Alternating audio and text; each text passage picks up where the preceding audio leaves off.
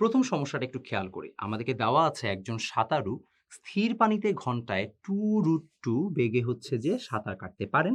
বলা হয়েছে ঘন্টায় 2 কিলোমিটার বেগে আমাদেরকে স্রোতযুক্ত একটি নদী তিনি সাঁতার কেটে পার হচ্ছেন। সো আমাদেরকে কিন্তু নদীর স্রোত এখানে দেওয়া আছে। ইউ হচ্ছে 2 কিলোমিটার পার আওয়ার।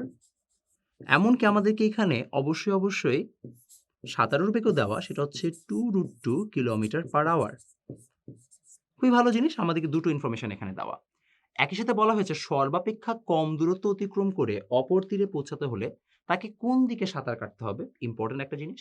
একই সাথে সর্বাপেক্ষা কম সময়ে যদি আমাদেরকে নদী তাকে পার হতে হয় তাহলে তাকে কোন দিকে সাঁতার কাটতে হবে? ৩ নাম্বার কোয়েশ্চেন নদীর প্রস্থ আবার একটা নির্দিষ্ট অ্যামাউন্ট হলে তাকে স্রোত তাকে কোন দিকে হচ্ছে যে ভাসিয়ে নিয়ে যাবে? এটা হচ্ছে আমাদেরকে জিজ্ঞেস করতে হবে। অর্থাৎ আমাদেরকে এক্সাক্টলি চাওয়া হয়েছে যে কতটুকু দূরত্বে আমাদেরকে কতটুকু ভ্যালুয়েশন এ আমাদেরকে ভাসিয়ে নিয়ে যাবে। সো আমরা একটা কোয়েশ্চেন আসলে সলভ করি তাহলে আমাদের জন্য ইজিয়ার হবে। সো আমরা ফার্স্ট কোয়েশ্চেনটাকে একটু সলভ করার চেষ্টা করি। ফার্স্ট কোয়েশ্চেন আমাদেরকে দেওয়া হয়েছে যে সর্বাপেক্ষা কম দূরত্বে নদী পার হতে হলে আমাদের আসলে কি করতে হবে? সো সর্বাপেক্ষা কম দূরত্বে নদী পার হতে হলে স্রোত এবং সাঁতারুর বেগের যে লব্ধি সেটা নদীর প্রস্থ বরাবর হতে হবে, রাইট? সো খেয়াল করে দেখো এটা যদি আমাদের হচ্ছে একটা নদী হয়ে থাকে, সবচেয়ে কম ডিসট্যান্স হয় নদীটার অবশ্যই এখান থেকে ঠিক এদিক বরাবর যেতে গেলে।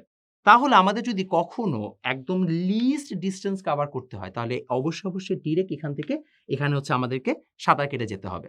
এটা হচ্ছে আমাদের আমরা ধরে নিচ্ছি হচ্ছে যে আমাদের বেগ রয়েছে u এবং v আমাদের সেটা দেওয়া আছে। আমরা এখানে v কে ধরেছি হচ্ছে 2 কিলোমিটার পার আওয়ার। অর্থাৎ আমরা আসলে নদীর বেগটাকে হচ্ছে যে আমরা এখানে সাঁতারুর বেগ ধরেছি 2 কিলোমিটার পার আওয়ার এবং এখানে আমাদের আছে 2√2 কিলোমিটার পার আওয়ার। সো আমরা নদীর বেগটাকে ধরেছি হচ্ছে 2 কিলোমিটার পার আওয়ার এদিক বরাবর এবং আমাদের এখানে যে u রয়েছে বা আমরা বলেছি যে নদীর যে আমাদের সাঁতারুর যে বেগ রয়েছে 2√2 কিলোমিটার পার আওয়ার সেটাকে আমরা ধরেছি এই দিক বরাবর যাচ্ছে। সো আমাদেরকে জিজ্ঞেস করা হয়েছে আসলে কি করতে হবে? দেখো আমরা জানি যে আমাদের sin থিটা আমরা এখানে ভেক্টর শিফটিং করেছি মূলত। আমরা জানি এটা হচ্ছে আমাদের u, এটা হচ্ছে আমাদের অ্যাকচুয়াল যেটা লব্ধি হবে r। সো আমরা এটাকে v টাকে এখানে শিফট করে এখানে নিয়ে আসছি। তাহলে আমরা জানি আমাদের যে sin থিটাটা উৎপন্ন হবে সেই sin থিটাটা হবে v বাই u বা sin theta is equal to 2 by 2√2। সেখান থেকে আমাদের থিটার ভ্যালু আসলো 45 ডিগ্রি। অর্থাৎ যদি আমরা কোনোভাবে এই 45 ডিগ্রিটা হচ্ছে আমাদের অ্যাকচুয়াল অ্যাঙ্গেল। তাহলে আমাদেরকে 45 ডিগ্রিতে যদি হচ্ছে আমাদেরকে নৌকাতে হচ্ছে যে নদীতে পার হতে হয় 45 ডিগ্রি কোণে, তাহলে আসলে কি বোঝাচ্ছে? আমাদেরকে আসলে এই জায়গাটা টোটাল কিন্তু আমাদের কোণ হতে হবে 45 ডিগ্রি প্লাস 90 ডিগ্রি এবং এইভাবে মূলত আমরা যদি এই শর্তে হচ্ছে যে নদীতে ঝাঁপ দিই অনলি দেন আমরা প্রস্থ বরাবর নদীতে পৌঁছাতে পারবো।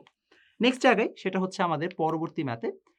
তো এখন আমাদের পরবর্তী প্রশ্ন ছিল যে যদি আমাদেরকে সবচেয়ে কম সময়ে যদি আমাকে ক্রস করতে হয় তাহলে আমরা কি করব? তাহলে সবচেয়ে কম সময় ক্রস করার জন্য আমরা জানি t is equal to s is equal to vt, right? তাহলে t is equal to আমাদের ছিল হচ্ছে কি h বা d বাই হচ্ছে u sin আলফা বা তুমি যেটাই বলো না কেন v sin আলফা যেভাবে তুমি এটাকে টার্ম করো আরকি। তাহলে আমরা যদি এটাকে sin আলফা বলে থাকি আমাদের সর্বনিম্ন তখন হবে যখন sin আলফার ভ্যালু হাইয়েস্ট হবে। sin আলফার ভ্যালু হাইয়েস্ট হতে পারে 1 এবং আলফার ভ্যালু কত হয়? 90 ডিগ্রি। তাহলে আমরা বলতেই পারি যে হচ্ছে যে আমরা যদি 90 ডিগ্রি কোণে কখনো সাঁতার কাটা শুরু করি বা নদীতে ঝাঁপ দিই, অনলি দেন আমরা হচ্ছে সর্বনিম্ন সময়ে নদী পার হতে পারবো। সো এটা ছিল আমাদের এক্সাক্টলি শর্তটা। এখন আমরা চলে আসি আমাদের পরবর্তী যে কোয়েশ্চেনটা ছিল সেটা হচ্ছে যদি আমাদেরকে পার বরাবর ক্রস করতে হয় তখন আমাদের এক্সাক্টলি কত সময় লাগবে? সো পার বরাবর ক্রস করার ক্ষেত্রে আমাদের আসলে কি জানা দরকার আসলে মেকানিজমটা কি? আমরা যদি নদীর পার বরাবর ক্রস করতে চাই তাহলে আমাদের এখানে যে সময়টা আমরা বের করব t সেটা কিন্তু হবে d by u cos theta. কারণ আমাদের পার বরাবর কিন্তু যেতে সাহায্য করে হচ্ছে যে প্রস্থ বরাবর নদীর যে আমাদের বেগের উপাংশটা রয়েছে সেইটা এবং একই সাথে যে নদীর প্রস্থ। তো সেটা হচ্ছে আমাদের সময় হবে এবং একই সাথে স্রোতের বেগটাও আসে সেটা আমরা পরে ব্যাখ্যা করছি। তো আমরা পরবর্তী এখন কোয়েশ্চেনটা আগাই যে এক্সাক্টলি আমাদের কোয়েশ্চেনটাতে কি চাওয়া হয়েছে। সো আমাদেরকে বলা হচ্ছে যে আমাদের যদি এখন এক তীর হতে যে সোজা অপর দিকে পৌঁছাতে চাই তাহলে আমাকে এক্সাক্টলি কি করতে হবে? আমাদেরকে বলা হয়েছে নদীর স্রোত দেওয়া আছে 1/√2 কিলোমিটার। আমরা জানি t is equal to d by u cos theta. তাহলে আমরা সর্বনিম্ন পথে যদি যেতে চাই তখন আমাদের এই থিটাটা আসতে হবে 45 ডিগ্রি। তাহলে সেখান থেকে আমরা যদি এখন ভ্যালুটাকে বসায় দিই তাহলে আমরা পাবো এক্সাক্টলি 10.56 মিনিট পরে আমরা হচ্ছে যে একদম নাম কি সবচেয়ে কম সময়ে আমরা নদীটাকে ক্রস করতে পারবো।